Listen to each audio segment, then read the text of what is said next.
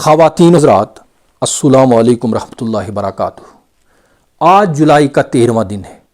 آج سے 90 برس قبل 22 جان اظہاروں نے فرزندان وطن کی سربلندی اور وقار کی خاطر اس وقت کے مطلق العنان حکمرانوں کے خلاف علم بغاوت بلند کرتے ہوئے شہادت کا جام نوش کیا تھا۔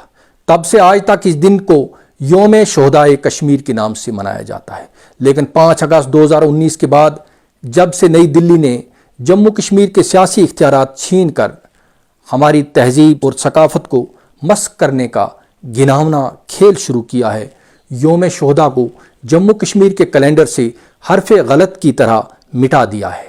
گزشتہ کئی اشروں سے یوم شہدائے کشمیر کو سرکاری طور نہایت اہتمام اور احترام سے منایا جاتا رہا ہے۔ 13 جولائی کو مزار شہداء جانے والی تمام سڑکوں کو سرکاری طور سے سجایا جاتا تھا۔ ہر برس جولائی کا مہینہ شروع ہوتے ہی تمام سیاسی جماعتیں، سماجی اور مذہبی تنظیمیں ان شہداء کو خراج عقیدت پیش کرنے کی تیاریوں میں لگ جاتی تھی، اور کشمیر کی مختلف سیاسی، سماجی اور تجارتی تنظیمیں شہدائے کشمیر کو خراج عقیدت پیش کرنے میں ایک دوسرے سے سبقت لے جانے کی دوڑ میں لگ جاتی تھی۔ کشمیر میں الحاقی ٹولے سے لے کر آزادی پسندیوں تک کی جانب سے 13 جولائی کو اپنی اپنی وراثت گردانتے ہوئے تاریخ کے اس بدترین سانحے پر جلسوں، جلوسوں، مظاہروں، کانفرنسوں اور سیمیناروں کا انعقاد کیا جاتا تھا۔ اسکولوں اور کالجوں، یہاں تک کہ دینی مدارس میں بھی اس دن کی مناسبت سے خصوصی پروگرام منعقد کیے جاتے تھے۔ 13 جولائی کو صبح صادق سے شام ڈھلنے تک نقش بند صاحب میں جموں کشمیر میں مختلف سیاسی نظریات کی حامل تمام چھوٹی بڑی سیاسی جماعتوں، مذہبی تنظیموں اور تجارتی انجمنوں کے وفود کا تانتا بندھا رہتا تھا۔ گورنر سے لے کر وزیر اعلیٰ تک، ڈائریکٹر جنرل آف پولیس سے لے کر چیف سیکرٹری تک مزار شہداء پر حاضری دیے جانے کو اپنا آئینی فریضہ سمجھتے تھے۔ اب ایسا کیا ہو گیا ہے کہ بھارت کی وزارت داخلہ نے راتوں رات اس شاندار روایت پر ایک طرح سے پابندی عائد کر دی ہے؟ دیکھا جائے تو 13 جولائی 1931 کا سانحہ بھارت اور پاکستان کے معرض وجود میں آنے سے 16 برس قبل پیش آیا تھا، اور یوں بھارت کا اس واقعے سے براہ راست کوئی بھی سروکار نہیں ہے۔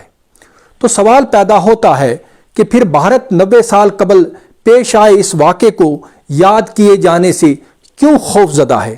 دراصل بھارت جموں کشمیر سے متعلق ہر ایک روایت، ہر ایک علامت اور ہر ایک شناخت کو چن چن کر نشانہ بنانا چاہتا ہے، جو ملک کشمیر کو نہ صرف بھارت بلکہ پوری جنوبی ایشیا میں منفرد اور ممتاز مقام عطا کرتا ہو۔